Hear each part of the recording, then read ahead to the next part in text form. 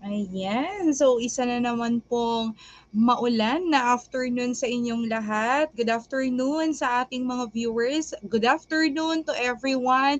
Yeah, it's nice to see you again, no? Kasi si Tutor Tina, ayan, medyo nagkakaroon lang ng maraming commitment. So, now I'm back. Si Tutor Arlene naman po ang wala for today. But don't worry kasi sa susunod na session, siguradong kasama na natin si Tutor Arlene. Yan. Okay. So, we are now in week 6. Naku, patapos na pala ang ating sessions, no? It's only 2 weeks na lang palang natitira bago natin muli na namang matapos ang school year with a bang. Yan. Okay, for our topic for today, ayan, makikita na naman natin. We are in reporting findings, drawing conclusions, and making recommendations. And again, I am your tutor Tina together with tutor Arlene na nasa isa rin pong educational seminar for today. Hi, Tutor Arlene! Yan, and together with our very hardworking na program head, si Sir Ronald Cabigon, and also to Tutor Junjun na pauwi pa lang para sa kanyang session mamaya. Yan, hi! Okay, so congratulations sa ating mga masasaliksik na Tuty of the Week. This is on our week 5. Yan, naku, mukhang dumadami na talaga yung ating mga masasaliksik na mga tuties, and keep on participating pa rin, no, sa ating bawat session na mag-discuss kayo, and also you participate sa mga pinapagawa naming tasks para sa mga susunod pang sessions, mga names naman ninyo ang mailalagay dito. Yan. Okay. Ang saliksik of the day natin is, dahil June 10 ngayon, ano kaya yung mga memorable na mga happenings nitong mga June 10 na petsa, be it 1999, 2000, hanggang ngayon 2022. Yan. So, it was actually on 1907, yeah, when autochrome Lumiere color photography was invented. Yan. So actually prior to that, days nung mga before talaga 1907 or yung year before 1907, medyo nai-introduce na to. But of course, knowing na kailangan ng patent, no? So it was actually being given sa public, no, yung data nito on 1907. Yan. So June 10, 1907. Autochrome Lumiere color photography was actually yung first na color photography, no, kasi before, 'di ba, black and white. So eto medyo ini-introduce na yung colorful na mga images. Yan.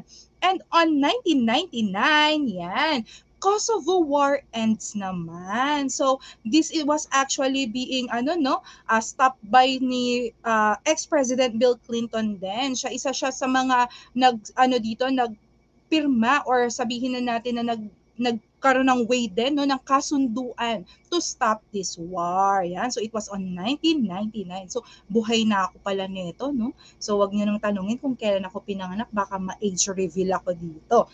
Yan. Okay. So keep on sending us with ng mga saliksik ninyo or yung inyong mga gusto na ma-feature namin ni Tutor Arlene sa aming susunod na session. Yan. So, pwede kayong mag-PM sa amin ni Tutor Arlene.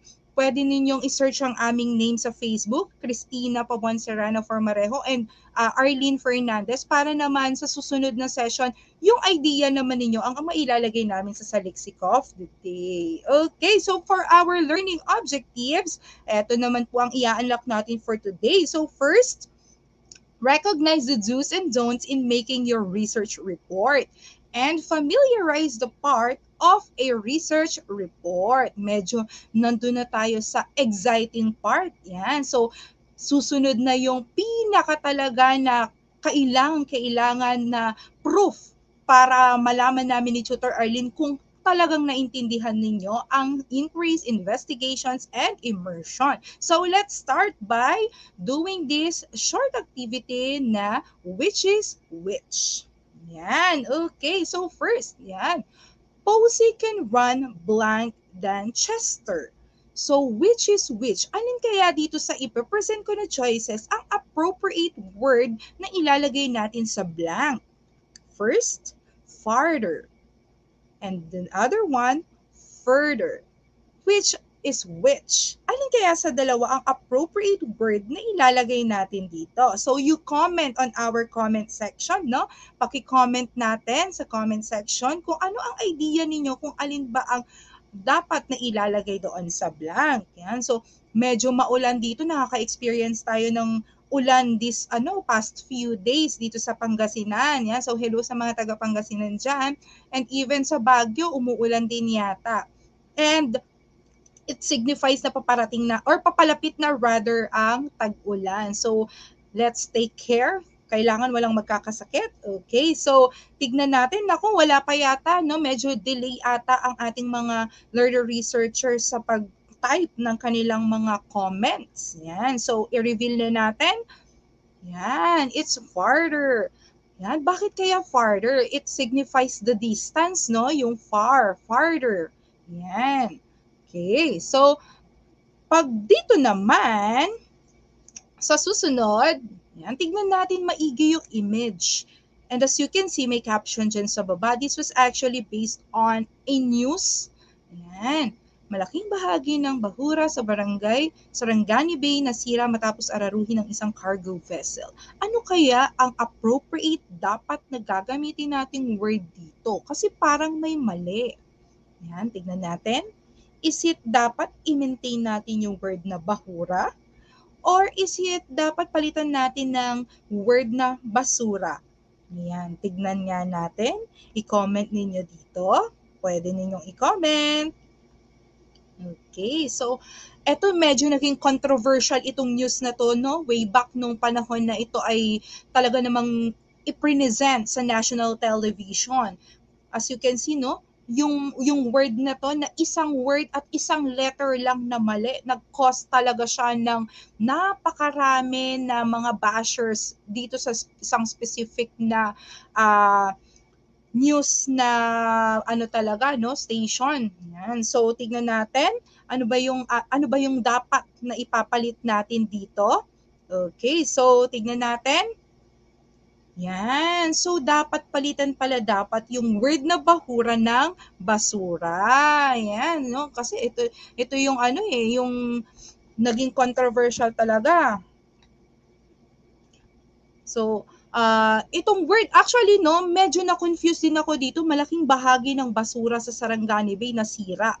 And so, hindi ko rin ma-distinguish, no, kung ano ba talaga yung appropriate dito, but according to my research, no, the term daw na inilalaban dito is the basura. Okay, so now as you can see in research, napakaliit lang na word, napaka-konting mistakes lang, nagiging controversial na because we are dealing with the fact. Yan. So, sa research, dapat, no, we are evidence-based, we are basing everything based on facts, reality. Yan. So, yan ang mga dapat nating tandaan. And now, we will be recognizing the do's and the don'ts of yung pag-represent ng ating mga research paper or yung manuscript as we term it, or yung research report na tinatawag natin, to be able to have your presentation of research a good one, or if not good one, a best one, or an excellent one. So, this research report, no, this is how you crafted your manuscript. Dapat alam natin kung paano nga ba talaga ang proper way. Yeah, we have the term proper. Dapat proper, no? It's not like putting everything in just one paper or collaging different sentence or different facts, no? So, we are dealing with the organization here ng evidences natin or ng data natin to be able to be called it an excellent research. And that will be based on yung mga guidelines na tinutukoy natin. Now, let us do learning task number 1 to be able to understand kung ano nga ba yung mga do's and don'ts in crafting your report or your research report. So, ready na kayo? Yan. So, nakikita ko medyo nagsisimula na maging active ang ating mga learner researchers, no? Medyo napaaga kasi tayo than our typical na time. So, medyo nalito siguro. Kasi pauwi pa lang si Tutor Junjun. Hi, Tutor Junjun. Take care. Yan. So, draw a square if the statement is correct or triangle naman if it is incorrect. Yan. So, dalawa ang pagpipilian ninyo ha. Your box or a square and triangle. Then you comment it on the comment section para naman makita natin kung tama ba or mali ang inyong mga sagot. Number 1. Accordingly, research reports are defined as written documents that discuss a certain issue or a topic. Yan. So, is it a square ba? Or is it a triangle? Kapag correct ang sa tingin ninyong sentence, you answer the square one. Kapag ka naman sa tingin nyo medyo may mali dito sa sentence natin, pwede ninyong i-comment ang triangle. Okay, so tignan nga natin kung ano ang correct answer. Yan. So medyo nagkakaroon yata tayo ng delay sa internet connection, no? Kasi medyo maulan nga naman for today. Medyo nahihirapan tayo, no, sa pagsagap ng signal. So sana one of these days ang internet connection talaga sa Pilipinas, masasabi natin talaga na competitive din katulad ng internet connection sa iba't ibang mga bansa. Okay, so i-reveal na natin. Yan, square. Tama pala to, no? So, research reports are actually the written documents that discuss the issue or the topic itself or yung mga problems that you have encountered, ginagawa mo through paper, and that is what you call research report. Or simply research na tinatawag natin if you are referring to the whole research itself. Yan. So, it's as if putting everything into paper. Yan. So, but we are not just putting anything or any evidence na, no? But we are actually maintaining yung credibility natin as a researcher through our research paper. So, dapat sa research report natin, it was well and organized talaga na pagkaka-craft. Yan. And number 2, research report is a document that holds all the information about a research study from its introduction down to the recommendations. Yan. So, is it a square or a triangle? Yan. So, may mga nagsasagot tayo. Medyo delay ata ang pasok sa akin kasi medyo number 1 pa lang yung mga nababasa ko ng mga comments, no? Yan. So, keep on sharing also itong ating session for today so that we can help every research students, no, na maintindihan kung ano ba ang role ng research at ano ba mismo ang research. Yan. Okay, so let's reveal. Yan, square. Yes, it's correct. So, it holds all the information. So, when we are referring to the information here sa ating sentence, we mean here all the data we have collected or we have gathered during the data collection, no? In which these now will be used for us to be able to identify kung ano ba yung mga answers or ano ba yung interpretation nitong mga sumusunod na data na nakalap natin. But kasi remember, no, ang data, if it is not treated well, it will lead you to confusions, it will be null, it can cause chaos, yan. It is not organized kapag hindi talaga natin ipinut yung ating mga data into a well manner. So, dapat dito, no, lahat ng information that we have gathered, we analyzed it first. Aside from analyzation, we must synthesize it to be able to have this big picture na kung saan it will lead the readers as to what are those facts na makakasagot doon sa mga tanong mo sa statement of the problem. Okay. Number 3. Ayan. So, good afternoon sa ating mga viewers. Ayan. So, nagsisimula ng mag-greet ang ating mga learners. Mukhang nadidelay lang talaga tayo sa internet connections. So, number 3, in writing your research report, you must exclude the findings and discussion of your study. Is it a square or a triangle? Yan. So, good afternoon sa ating student from San Fabian National High School. Okay. So, she's one of my students, no, sa 3 Eyes or sa Increased Investigations and Immersion. Yan. So, in here, no, is it a square or a triangle? Yan. Medyo number 1 pa lang ata ang ating mga learner at number 2.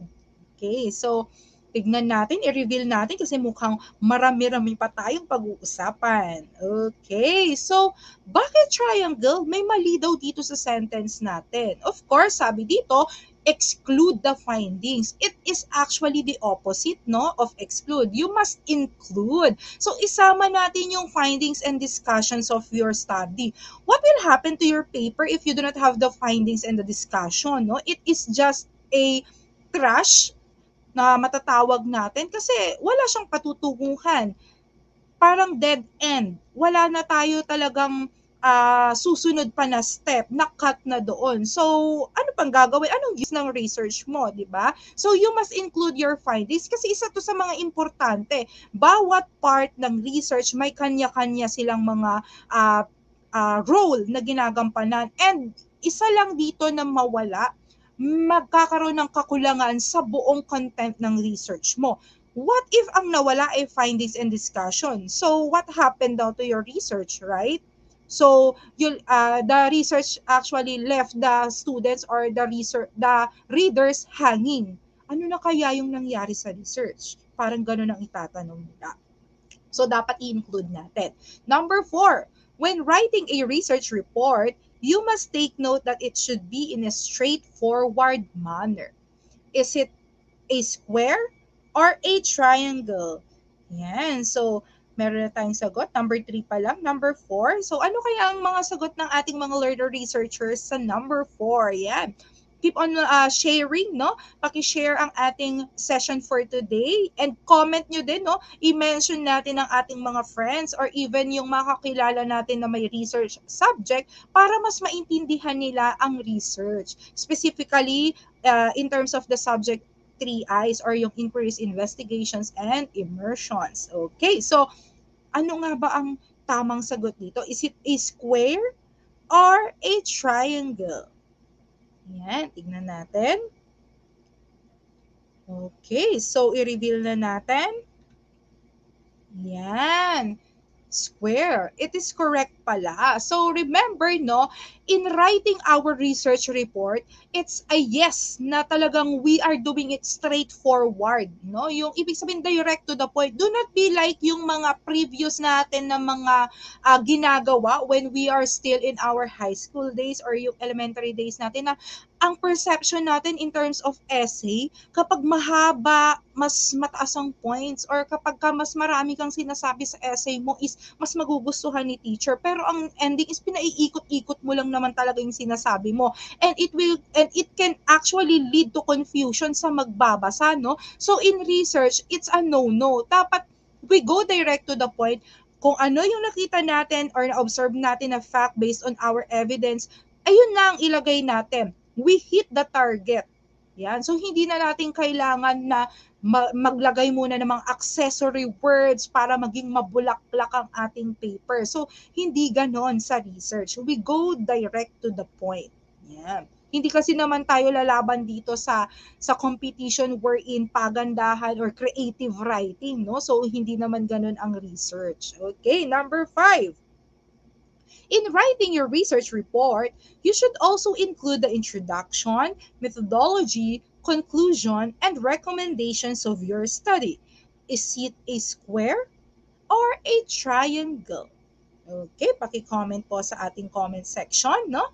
Kung ano sa tingin ninyo ang correct answer. Okay, so tignan natin. Yan. So mukhang ang ating mga learner ay kasalukuyan na naggagawa siguro ng module yan. So, medyo kasi naiba ang ating time slot. So, they are actually used to doon sa ating previous na mga hour. But now, nakikita ko, no, isa sa mga lagi nating na-feature as yung sa masaliksik na cutie. Yan, nagko-comment siya dito. Yan, si Darlene Tumampil. Yan, parang lagi natin nga nalalagay yung name niya. It denotes na she is really an active researcher. Yan. Okay, number 5. Tignan natin kung tama ang inyong mga answer. May mga nakikita kong square. Yes, it's a square. So remember, no? So include natin yung introduction, methodology, conclusions, and recommendations because this is already the parts of your research report. So before, no, if you can still remember yung mga previous or yung mga naka-encounter na ng mga research subject or yung mga natapos na sa mga research subjects nila way back nung kanilang mga junior high school years, na-introduce sa atin yung 5 parts, no? Ito yung mga binibase natin sa chapters. Chapter 1, chapter 2, chapter 3, up to 5. And so, ito rin yun eh. Kaya nga, chapter 1 introduction. Yan, ganun yan. So, chapter 2, review of related literature. But, yan, as we move sa ating mga susunod na mga item numbers, marirealize nyo na may mga konting changes tayo in terms of sa ating mga format as of this time. Parang medyo na-improve natin. Yon, that's the term. Because in research, we are always dealing with improvement. Yan. So, na-improve natin yung ating mga formats. Number 6, the main idea should not be highlighted and is not supported by statements for elaboration and explanation when you write your research report. Yan. So, alin ba ang tamang sagot dito? Is it a square or a triangle? Yan. So, ano kaya dapat dito? Yan. So, good afternoon sa ating mga viewers. So, share, paki-mention ng inyong mga kaibigan and even ang inyong mga classmates. Yan. And keep on participating. No? At the end of our fourth quarter session, no, meron kaming sorpresa ni Tutor Arlene sa ating mga masasaliksik na tuties. That is from session 1 natin ng quarter 4 up to our last session. Okay, so tignan natin kung ano nga ba ang tamang sagot. Oh, it's a triangle. May mali pala sa sentence. And ano kaya to? Yan, so sabi kasi dito, no, it should not be highlighted. It's the other way around, no? So dapat dito, yung main idea ang lagi nating hina-highlight in terms of presentations or in terms of presenting our research. Kasi ito yung magbibigay ng impact doon sa ating mga readers as to how our research paper is moving or kung paano ito papunta doon sa gusto nating sabihin. Because in research, no, we are not just giving all the evidences, the facts, or yung mga answers to different problems, but we are actually talking to the readers itself. Kinakausap ng mga researchers ang mga readers niya, in which they are actually having this persuasion, no, na dapat mabasa nyo ito. Dapat pakinggan nyo ako kasi ito ang mga nakalap kong information. Ito ang mga sagot sa tanong na ganito. So, dapat hina-highlight natin. Dapat ini-elaborate natin ng maayos and dapat ini-explain natin ng maayos. Yan. A research na masasabi nating excellent is yung na-engage ang readers doon sa paper itself at magkakaroon siya ng idea na ang ganda nitong research. I want to have a research paper also parallel to this. See? Yung mga ganon na mga impact sa mga readers natin, yun ang masasabi natin na talaga namang excellent na mga research. And of course, nandun pa rin yung dapat talaga is it gives us yung quality of life na better compared doon sa previous because that's the major role naman talaga ng research. Okay, so number 7. A research report is composed of 4 integral parts. So, ito daw yung introduction, methodology, results, and discussion or yung tinatawag natin na IMRAD. Yan. So, ito ba ay square or triangle? IMRAD nga ba yung tawag natin dun sa 4 na main na parts ng ating presentation. Yan. So, meron daw 4. Actually, nabanggit ko na ito kanina sa ating mga naunang mga item number. Okay, so tignan natin. May mga late pang nagsasagot. No? Parang ito sa number 6, nagkaroon ng variety ng sagot. So, sa number 7 kaya, tignan natin kung pare-parehas ba sila dito ng perception or hindi. Okay, so let's see if you are correct. Yan, correct. It's a square pala. Tama pala ang sentence natin, no? So, etong report pala, yung research report, meron siyang 4. Actually, nabanggit ko kanina na prior to dito sa number na ito, no? Meron tayo before na 5 na parts. Chapter 1 to chapter 5 as we term it. Wherein meron tayo kasi sa chapter 2 na review of related literature. So doon, ginagamit pa natin yung RRL natin or yung review of related literature natin as a separate chapter, no, in our presentation. But as of today, so different schools, different na mga universities are actually following the APA style or yung IMRAD style as we term it, no, na kung saan introduction na siya, methodology na yung part 2, result na yung part 3, and discussion na yung 4. Nawala na yung pang 5, which is yung RRL. So, saan kaya mapupunta itong RRL? So, titignan natin yan as we move on with our session. Number 7. So, research reports are written in the future tense form. Yan. So, ito ba ay dapat future tense? Is it a square or a triangle? Yan. So, may nakikita tayong mga answer na square. Tingnan natin, no? Kung tama nga ba ang inyong mga answer. Oh, it's a triangle. So, bakit triangle? Anong mali? So, sabi kasi dito, future tense form. So, ano ba dapat? It must be in the past tense form na. Yan. So, bakit past tense na? Kasi it denotes na natapos na. Yan. So, kapag future kasi, di ba gagawin? Future tense, yung mga verbs natin in future tense, no? Actually, ginagamit natin sila if we are having yung tinatawag natin na proposal pa lang.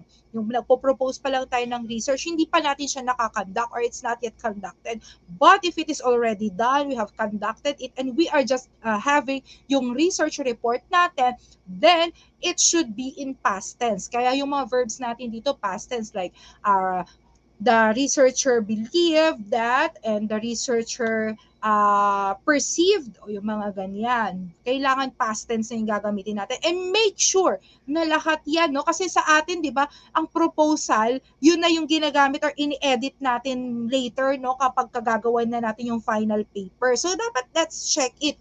You proofread it. Ilang beses dapat yan. So, hindi uso dito sa mga research or sa mga researchers yung isang beses ka lang mag-edit. No, hindi ibig sabihin na ang daming beses mong inedit is hindi ka na magaling na researcher. Ibig sabihin nga nun is magaling ka. Bakit? Kung i-correct yung sarili mo. Alam mong i-correct yung mga mistakes mo, yung mga previous na mistakes ng paper mo. Kaya nga, no, I can still remember when I first conducted a research, hindi ko na mapilang kung ilan yung file name ng ginawa ko talaga in office documents, no. Meron yung number 1, number 2, final na to, final na, super final na, yung ang haba na, yung ang daming L, yan. Ganun talaga kasi ibig sabihin lang nun, meron tayong mga nakikita na talagang kino-correct natin kasi dito hindi uso yung nakita mo na may mistake pero hindi mo i-correct. So, what's the use of your research? To confuse other people? That should not be. So, dapat you correct it. And hindi ibig sabihin na kino-correct mo din ang sarili mo is hindi ka na magaling. Isa sa katangian ng magaling na researcher ay ang open-minded, no? Dapat open-minded ka and you accept all your mistakes and do something to make your mistake an asset. Yan. Number 8.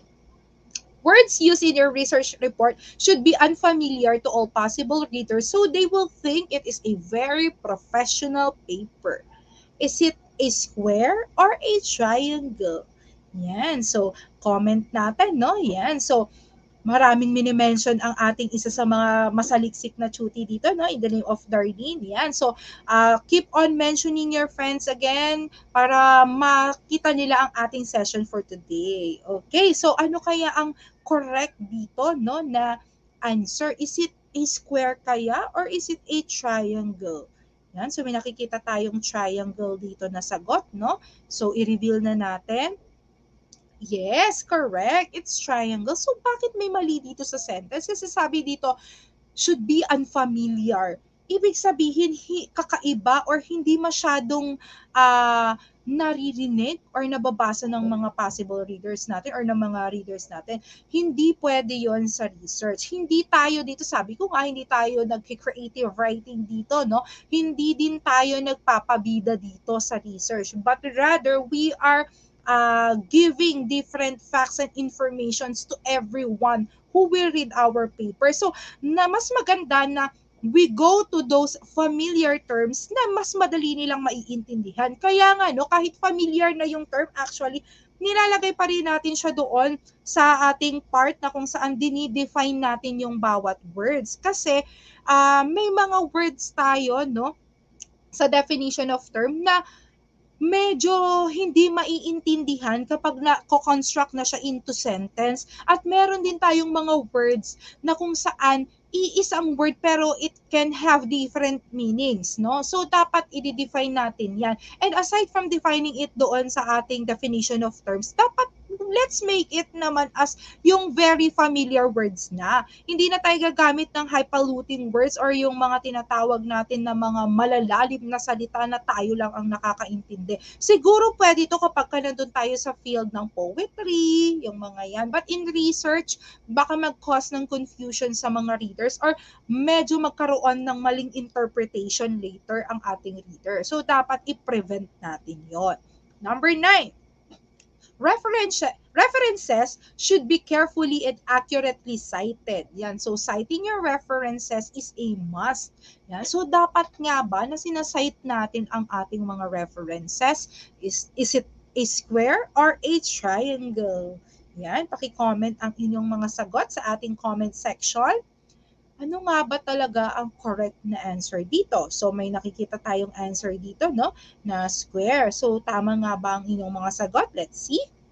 Yes, you are correct. So, dapat talaga nating i-cite ang dapat i-cite. Huwag nating angkinin ang hindi sa atin. Yan. So, let's say for example, we have this quotation, tapos hindi natin sinend kung saan galing. Di ba, actually, no, in Facebook, sa social media site, specifically sa Facebook, medyo marami sa atin yung pag nagpo-post tayo, we are having yung mga quotations before yung gusto natin sabihin together with our picture. And then marami sa atin ang naglalagay talaga doon ng sources natin, which is a good one, no? Kasi dapat sa field ng research, hindi tayo basta-basta na lang nakukuha ng mga informations na direct or eksaktong kinuha natin without paraphrasing it. It can lead to doon sa copyright na issue natin, no? So dapat i-cite natin. Naturo sa atin, no, with Tutor Arlene before sa ating previous na mga episodes sa 3 Eyes na pwede yung balik-balikan any time of the day at kahit anong oras pa yan, kahit na kailan, no? Kung ma-recall ninyo yon, meron tayong iba't ibang ways on how to cite yung ating mga references. So, dapat talaga. Kasi it can actually be a ground para sa research natin, no, na baka we do not know kung ma-reach niya international level halimbawa, and then makakita sila na hindi properly cited, baka magkaroon ito later on ng problem sa atin. Okay, so dapat i-cite natin ang references lagi. Number 10, checking and proofreading is a must to secure that all entries and information stated on the report hold credibility and transparency. Yan. So, eto ba ay square or triangle? Yan. So, tignan nga natin, no? So, ano nga ba ang correct answer dito? Yan. So, may mga answer tayo na number 9 pala yan, no? So, ano kaya ang sagot ng karamihan dito sa number 10 item natin? Okay, so may mga nakikita ako dito na mga answer na square. So, i-reveal na natin. Yes, it's a square or tama itong sentence na ito. So, ano ba yung ibig sabihin ng proofreading? So, aside from checking, dapat meron, you ask other people to read your work, most especially kung ito ba ay grammatically correct, kung ito ba ay content talaga na correct. Meron din tayo dapat na tinatawag na testing ng reliability and validity ng ating research. So, dapat pinoproofread natin yan ng paulit-ulit. Hindi dapat nagsasawa ang researcher sa pagbabasa, sa pag-check, sa pag-proofread ng kanyang paper. Pwede tayong mag-ask ng help ng mga kakilala natin na sa tingin natin ay expert sa mga ganitong field, like sa English, yan. So may mga kakilala kayo na talaga namang ito ang kanilang mastery or ito ang kanilang talaga na work. So ask permission and then collaborate with them para naman ang iyong research ay masabi mo na well done. Kumbaga sa stake, well done. Yan, yung talaga namang pinaghandaan mo, binigyan mo ng 1,000% effort at ang accuracy niya ay 1,000% or more pa nga no? So hindi lang 100%. Okay, so congratulations sa ating mga learner researchers for having your task 1 completed. Yan, so task 1 completer na kayo. And remember, no, nabanggit natin kanina yung IMRAD. What is IMRAD na nga ulit? So introduction, methodology, results, and discussion. So eto ngayon yung ating bagong format na ginagamit, most specifically sa mga high schools and sa universities natin na kung saan medyo mas precise or mas brief ang format compared sa before, which is actually based on the APA style. Yan. So, APA style also known as the IMRAD style. Yan. So, ano ba yung mga yan? So, sa introduction or yung chapter 1 na tinutukoy natin, ang sinasagot niya is yung what is the problem? Tungkol saan ba yung problem? Ano ba yung problema? So, it is under the introduction wherein nandito yung mga rational natin, nandito na din ang mga frameworks natin like theoretical and conceptual na inalis mo actually sa RRL, dito mo na siya ipasok. Yan. So, kaya inalis na yung review of related literature. It's because yung RRL actually is written din kadalasan to justify yung mga theories, principles, mga facts na ginamit natin, even concepts, no? So, parang mauulit na lang. Kaya dito na siya in-integrate sa introduction part. Then, sa methodology naman, sinasagutan niya tong question na how to solve the problem. Paano mo nga ba isosolve ang problem?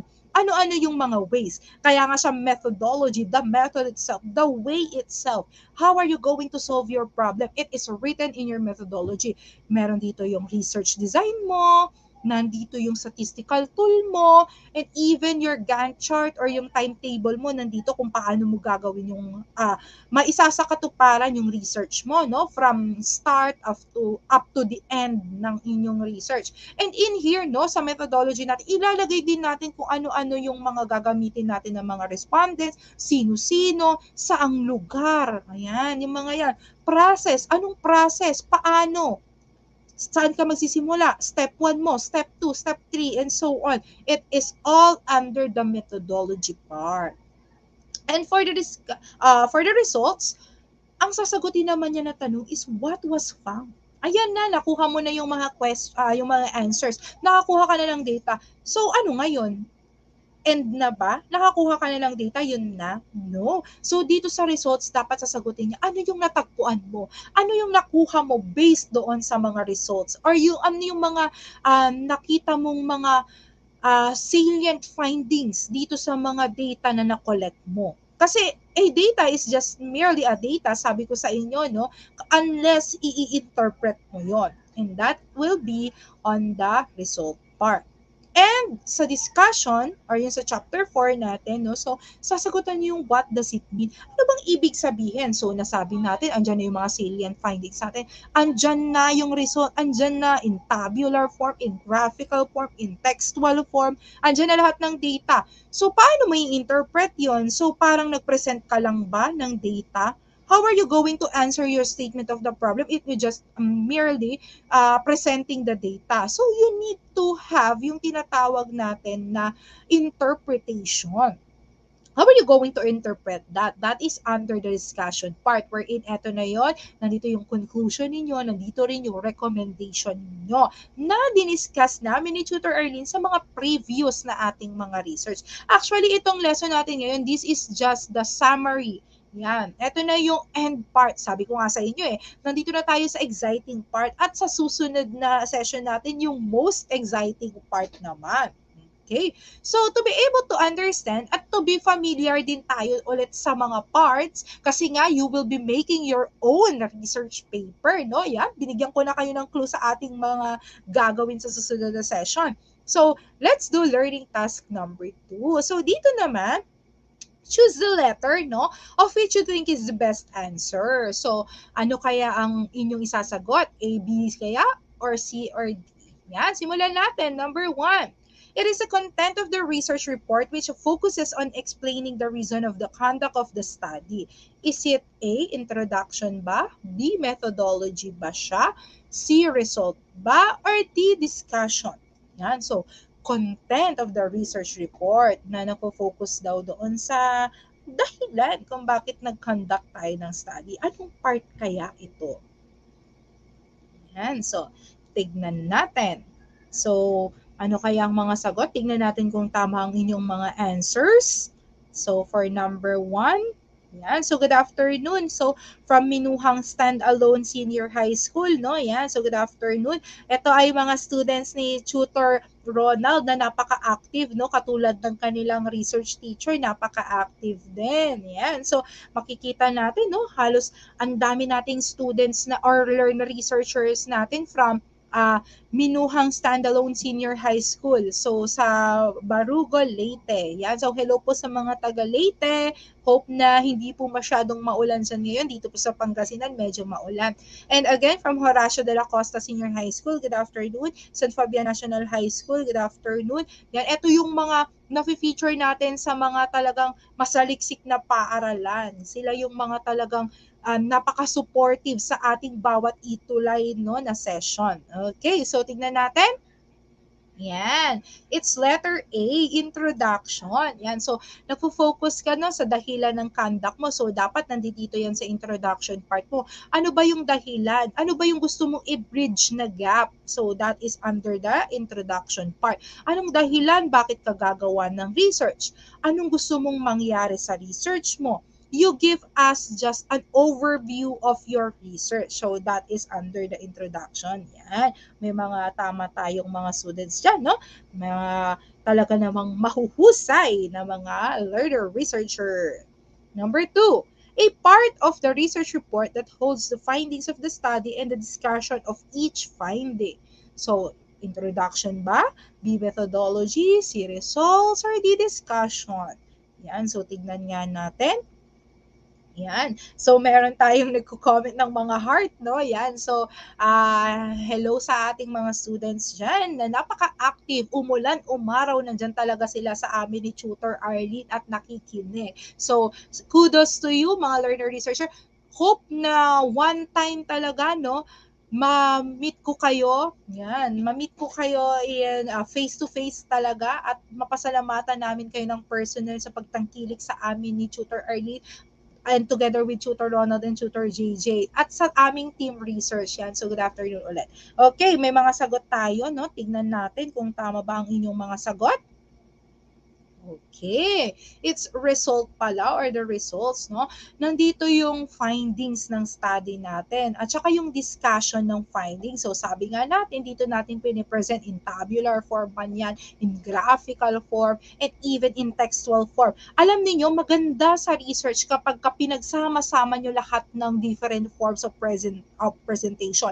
Meron kang tabular form dyan, may table ka, you present it mula doon sa pinakamaliit na data up to doon sa pinakamalaki or doon sa pinaka nag-stand out na data or yung kung ang gusto nyong palabasin dyan ay ang number, no? Yan. So, ipipresent mo na sa table, i-interpret mo pa in textual form, mas maiintindihan ng reader. Mas magkakaroon siya ng idea, oh, ganito pala. At masasabi mo na mas maiintindihan nila lalo na kapag you are talking or dealing with relationships. Yan, so sana all may relationship. Yan, so kapag binigyan mo na graphical form naman na presentation or graphics like pictograph, yan, line graph, bar graph, at kung ano-ano pang mga graph na yan. Yan, so magiging maganda, napaka-smooth ng transition mo from text to tables or tables to text to graphs, yan, maganda. Nandun na lahat ng varieties of presentation. Number 3, which among the parts of your research report focuses on presenting relevant information regarding the research topic? Yan, is it introduction ba? Methodology ba? Results ba? Or discussion? So, alin naman dito yung nagpe-present ka ng relevant information. Yan. So, tignan nga natin kung tama ang inyong mga answer. Yan. So, may mga answers tayo dyan, no, na nakikita ni Tutor Tina. Okay, so tignan nga natin. Yan. Oh, it's letter C, results. So, sabi dito, na, ano ba yung mga relevant information mo na nakuha? Yan. Ano ba yung mga relevant, yung mga salient, or yung mga angkop na mga data, and even the data itself. Yan. Kung saan, no, ipinipresent natin. Ito yung nakuha natin from this. Ito yung nakuha natin from this. Dito, dito, dito, ito yung mga nakalap nating information. Lahat ng mga nag-participate sa research natin, ito yung data. Pak, pak, pak. Yan, nandito yan sa results natin. Number 4. This is a section in the research paper that focuses on providing a comprehensive summary of the findings and points out what was learned from the study. Yan. So, ano naman kayang part ito? So, A, introduction, B, methodology, C, results, or D, discussion. Yan. So, tignan natin, no? So, focus na nagpo-provide siya ng summary ng findings. At saka ito na yung pino-point out natin, yung natutunan natin, yung sagot sa tanong. Yan. Okay, so may mga answer tayo dito, no? Tignan natin kung tama nga ba ang inyong mga answer. Yan, it's letter D, discussion. Yan, so makikita natin, no, sa discussion part, sinamarize na. This is actually the end part, the latter part of our research paper na kung saan nandito na si summary of findings or yung results natin, conclusions, and recommendations. It's under the discussion part na kung saan eto na yung napakaiksi lang actually na part. Napakaiksing part na kung saan ito yung main or ito yung kumbaga pasabog part. Ito yung talaga namang star of your paper, star. Kumbaga sa tao, star of the night kapag may event. Yan, ito na yon sa discussion. Okay. Then number 5. What section naman in a research paper gives the researcher the chance to give suggestions? Yan. As if you are suggesting, you are giving something, yan, on the improvement of the research study or yung possible improvement. So, A, introduction, B, methodology, C, results, or D, discussion. Yan, tignan natin, no? So, may mga sagot tayo dito. Tignan na, i-reveal na natin, no? Kasi medyo baka mag-overtime tayo. Okay, so it's letter D, discussion. So sabi nga natin, nandito yung recommendation. Remember yung last na episode natin with Tutor Arlene, no? So in the discussion part, we have here the recommendation. It's as if you are suggesting, you as a researcher, suggest something na rational na information to the readers as to how are you going to help solve the problem, or you are giving something as a part of innovation na kung saan it will make this research, no, na maisakatuparan into reality, or you are suggesting something na sa tingin mo is wala doon sa mga responses ng mga readers mo or sa mga respondents mo. So in here, you are not just giving your recommendation. You are recommending because you see something, you analyze something na relevant na sa tingin ninyong karapat dapat na isuggest. Yan. So it's under the discussion. Number 6. Yan. So the theoretical basis of your research as part of the review of related literature will be included in what part of your research report? Is it A, introduction? Is it B, methodology? Sa result ba? Sa letter C? Or sa letter D, sa discussion ba siya? Yan.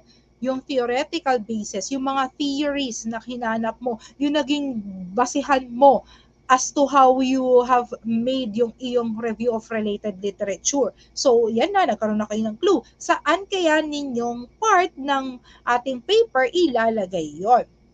Yan. So, tignan natin.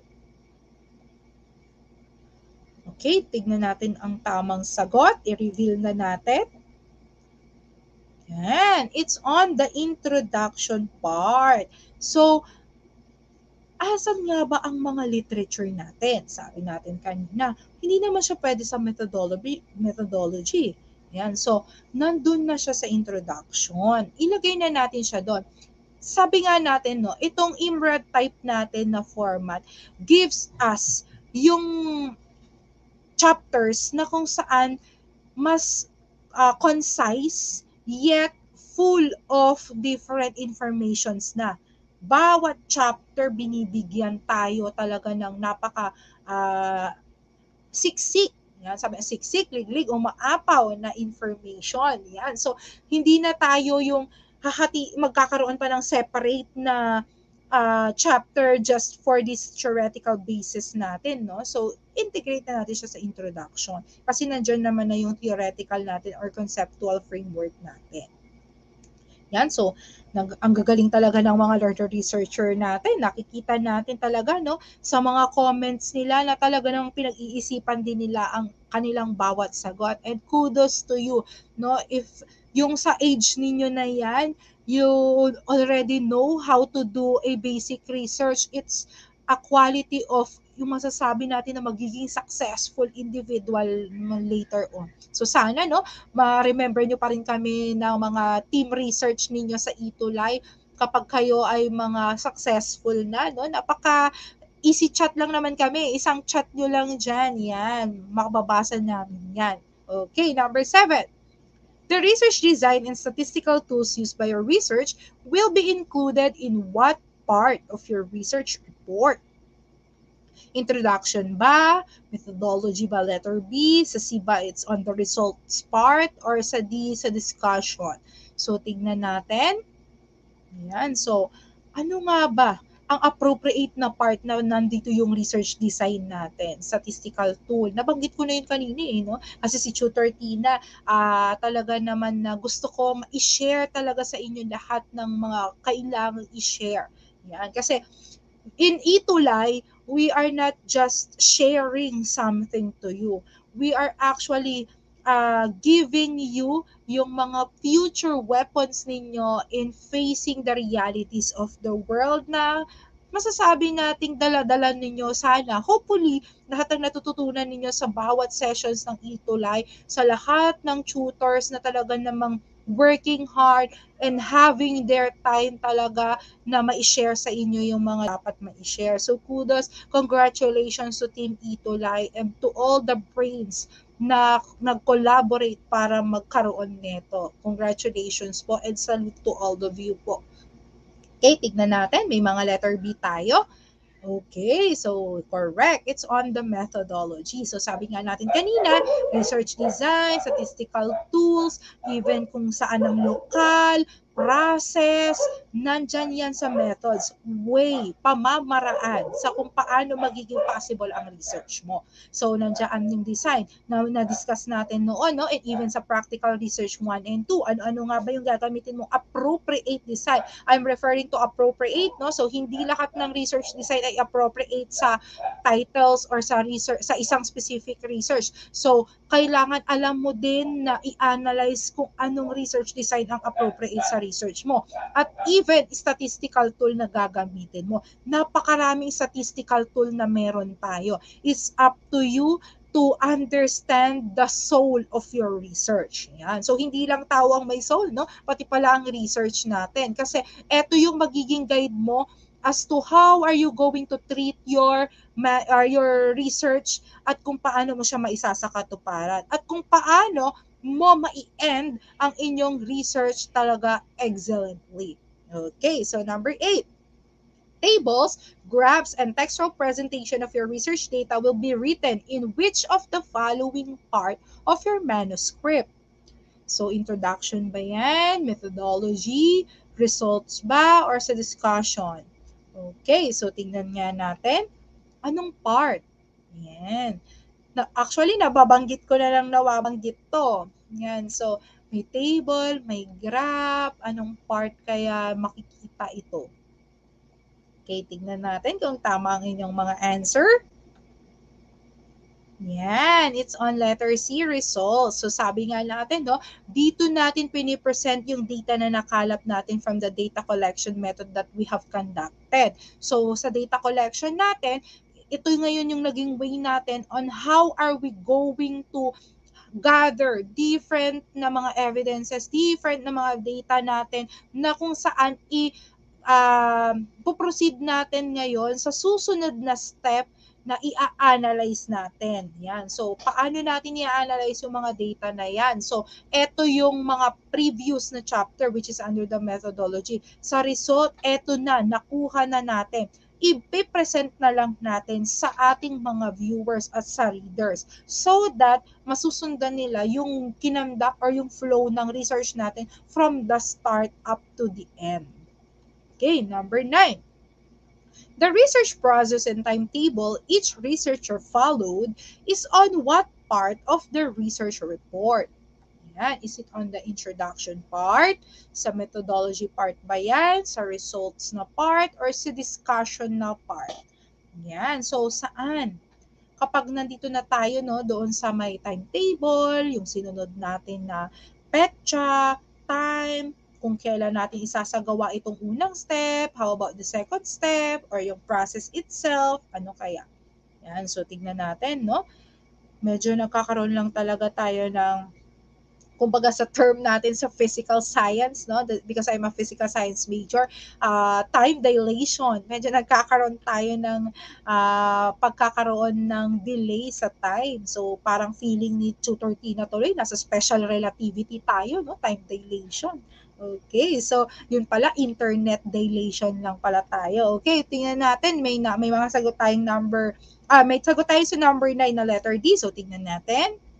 Oh, it must be in the methodology pala. So, dapat sabi niya natin, no, the process, kung paano mo gagawin, kailan mo gagawin, yung pagkakasunod-sunod from the start up to the middle, up to the last stage ng research mo, all must be organized so that you will follow it efficiently para ang paper mo hindi magkakaroon ng error or hindi naman sa hindi magkakaroon ng error, but you do it smoothly, nagkakaroon ka ng guide sa kung ano yung mga dapat mong tapusin within this certain period of time para mas makausad ka ng maayos, hindi magkaroon ng delay, hindi magkaroon ng alterations yung data mo kasi pagtatagal baka makalimutan mo na or baka naman yung mga data mo is mapapalitan and so on and so forth. Yan. So, meron tayong mga iniiwasan. Kaya dapat maayos at well-organized ang timetable nyo. Actually, ito yung isa sa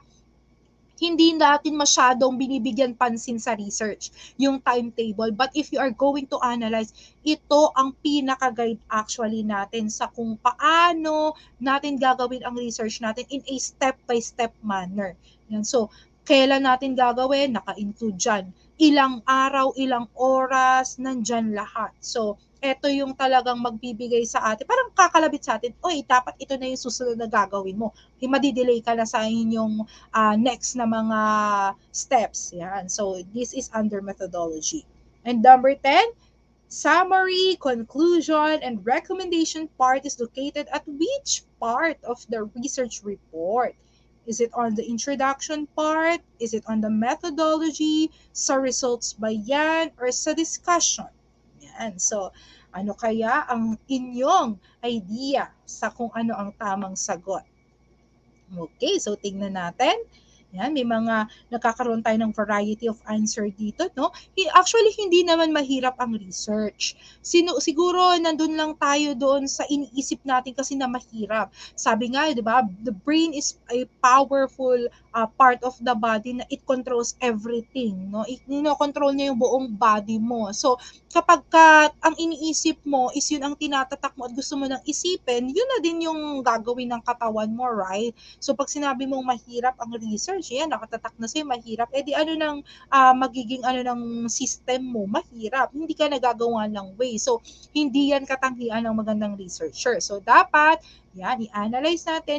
And actually, no, na-exercise ang ating brain cells kapag nag-iisip tayo. So, dapat mag-isip tayo. Pero wag naman natin isipin yung problem kasi it will cause anxiety and stress naman. So, ano lang, good vibes lang, yan. At saka yung something educational and informative. And so, magbasa ka ng isang trivia bawat araw. I'm telling you, ilan ang araw sa isang taon? 365, di ba? So, 365 na yan. 365, ilang taon ka na? O di ang dami mo nang nagagather na information sa lifetime mo. Okay, may sagot tayong di. Tignan natin. Yan, correct. It's on the discussion part. So, nandiyan na si summary, conclusion, and recommendation. Nandito na yung pinaka-finale. Nandito na yung star of the show. Nandito na yung sagot sa tanong. Nandito na yung dahilan kung bakit ginawa mo yung chapter 1, 2, 3, at 4 sa discussion. Okay, I hope yan na marami kayong natutunan sa ating mga item number sa task 2. And for that, congratulations, you are task 2 completer. Yan, so good job kayo dyan. And na-unlock natin ang ating dalawang objectives for today. Congratulations. Yan, so para sa masaliksik task naman natin of the week, itong week natin, no, week 6, direction, no, you can visit your library or surf the internet and then search on the research formats of at least 2 schools or universities. So kahit anong schools, kahit anong university, if you wish to practice yung ethics of research, like you do not name the schools or you do not name the universities, it's okay. So just see yung format nila and then compare that and contrast yung bawat format na makikita nyo kung sila ba ay may similarity, parehas ba, eksakto ba, what specific format did they follow. Yan. So, yung mga ganyang bagay. And then, pwede ninyong isend sa link na makikita nyo sa screen. Yan. So, you can actually capture itong screen natin na to para naman makita ninyo kung saan nyo isi-send. Okay. Remember, week 6 na tayo. 2 weeks na lang, no? Muli na naman tayong magpapaalam dito sa Itulay Quarter 4.